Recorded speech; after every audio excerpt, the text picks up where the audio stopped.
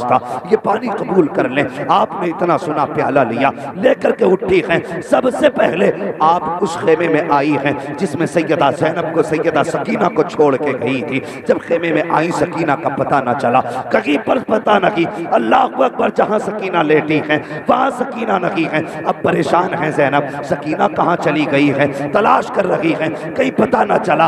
आवाज़ दी सकीना सकीना, जब आवाज़ दी तो मक्तल से आवाज़ आई, फूफी मैं यहाँ हूँ, मेरे पास आ जाओ। जब गई है क्या देखती है, हुसैन की बेटी ने अपना सर हुसैन के कदमों पे रखा है और लेटी हुई है। आपने जाके सकीना को उठाया, बेटी यहाँ कैसे आ गई। अल्लाह अकबर, बाप बेटी का प्यार भी अनोखा होता है, निराला होता है। और यार बेटी वाले इस दर्द को महसूस कर सकते हैं। जब बंदा परदेश जाता है, बेटियां रास्ते में आती हैं, बाप रो दिया करता है। बेटा परदेश में होता है, बाप परदेश में हो, बेटियां फोन कर देती हैं तो बाप का जी चाहता है अल्लाह पर्दे दे तो उड़ के चले जाएं। आज बेटी ने बुलाया है, बाप परदेश से आता है तो रातों को बेटियां सोया नहीं करती हैं। आज मेरा बाप आने वाला है, ये तेरी मेरी बेटी का प्यार है। फिर देख हुसैन की बेटी का प्यार कितना होगा, सकीना को हुसैन से कितना प्यार होगा। फरमाती उठाया, कहा बेटी यहाँ कैसे आ गई। कहती फूफी आपको तो पता है मुझे बाबा के सीने के बगैर नींद नहीं आती। जब रात को मेरी आँख खुली नींद नहीं आई। मैंने कहा बाबा मुझे नींद नहीं आ रही है, मुझे नींद नहीं आ रही है, मुझे सुलाओ। का इतना कहा था तो मक्तल से आवाज आई, आ सकीना तुझे सीने से लगा के सुला दो। का मैं दौड़ करके आई, जब मक्तल में पहुंची तो सर नहीं थे, पहचान कैसे पाती। का फिर मैंने कहा मेरे बाबा कहाँ हैं। का फिर से बाजू उठे, जब बाजू उठे मुझे पता चल गया यही मेरे बाबा हुसैन है। का सीने पे सर रख के सोने वाली सकीना आज पैरों में क्यों लेटी है। का मैं भी सीने पे सोना चाहती थी लेकिन जख्म इतने थे सीने पे कि सर रखने जगह ना थी। घोड़ों के पैरों से रोंदा गया था लाशा।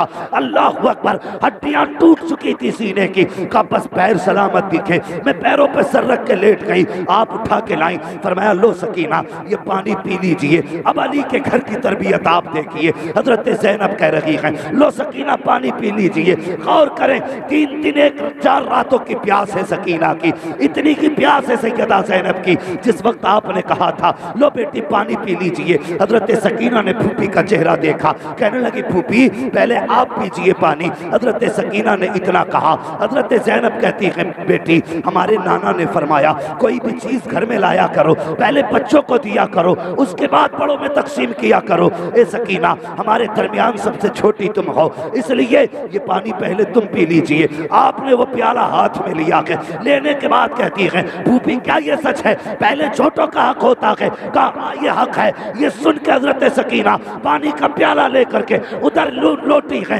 जिधर हजरत असगर की कब्र इमाम ने बनाई है। अल्लाह अकबर तोड़ी। हजरत ज़ैनब ने कहा सकीना कहाँ जा रही हो। कहा फूफी अभी आपने कहा था जो सबसे छोटा होता है पहले हक उसका होता है। कहती मैं पानी बाद में पीऊंगी, पहले पानी अपने असगर को पिलाऊंगी। ये कह के तोड़ी है, ठोकर लगी, जमीन पे प्याला गिरा। अल्लाह अकबर आवाज आ रही थी सलामुन अला सब्र सकीना, सलामुन अला अहले बैत मोहम्मद। ए सकीना तेरे सब्र को सलाम हो, ए नबी के घर वालों तुम्हारी हिम्मत को सलाम।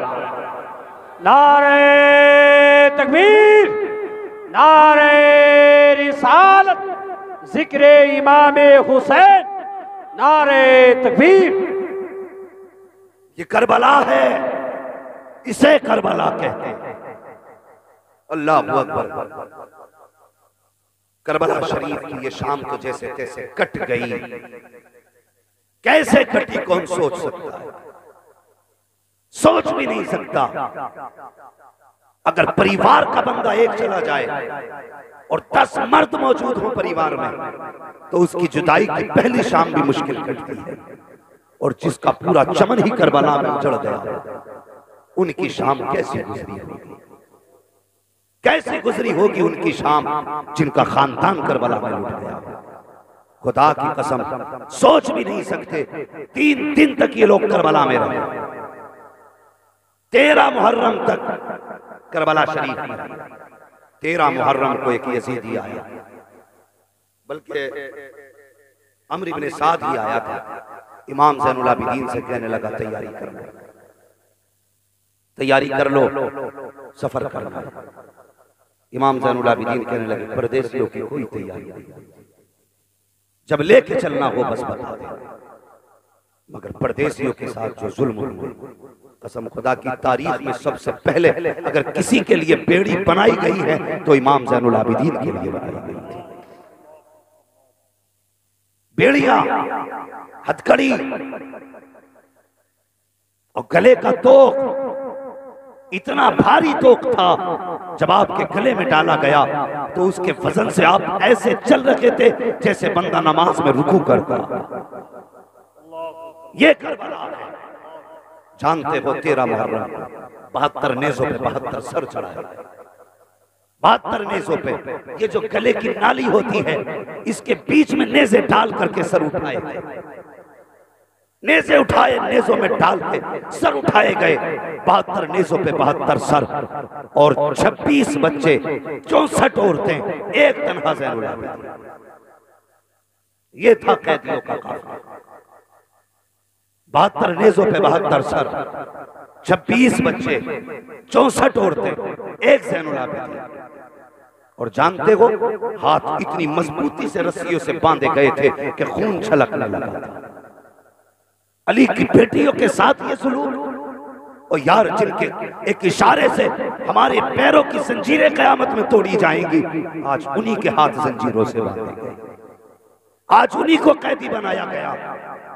जब कैदी बन के काफिला चला, मुझे बताइए, जब एक बंदे का जनाजा उठता है तो बेटियां जनाजे के साथ दौड़ती हैं, कहती हमें भी जनाजे के साथ लेके चलो।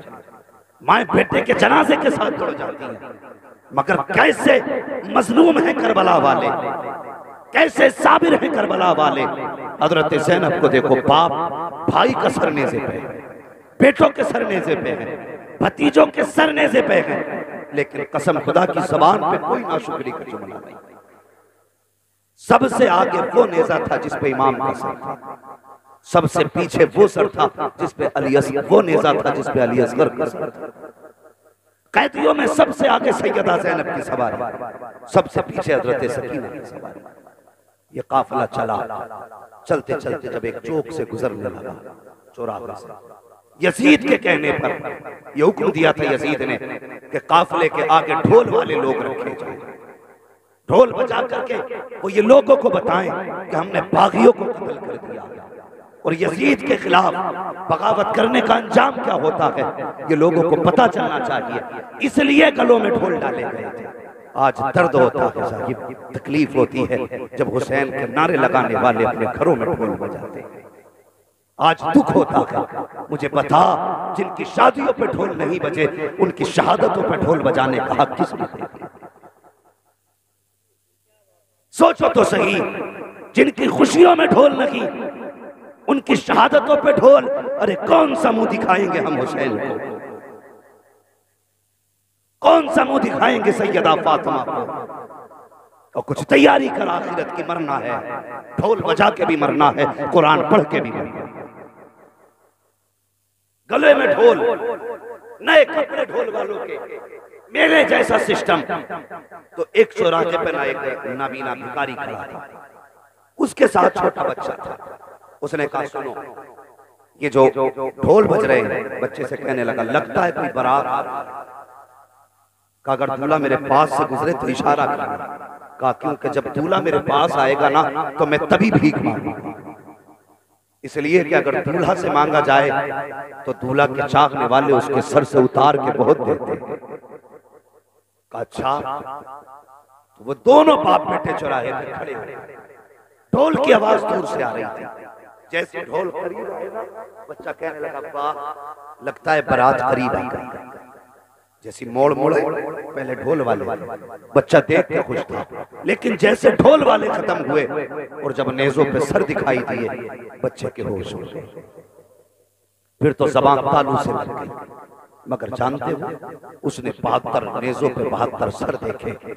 सोच रहा था लगता है कहीं से जंग फतह हो के आया, लेकिन कसम खुदा की उसने आखिर में जब नन्हे असगर का छोटा सा सर नेज़े पे देखा, बच्चा जमीन पे गिर गया और ये फैसला न कर सका। उसने सोचा अकबर तो लड़ने के काबिल था, कासिम तो जवान है, आखिर इस बच्चे ने क्या बिगाड़ा होगा जिसको दूध पीने की उम्र में नेज़े पे चढ़ाया गया। अल्लाह अकबर। बच्चा होश खो बैठा। जब वो सर भी गुजर गए, इतने में सैयदा ज़ैनब की सवारी आ गई। सैयदा ज़ैनब की सवारी आई। जैसी सवारी हजरत ज़ैनब की आई ना, वो अपने बाप का हाथ पकड़ के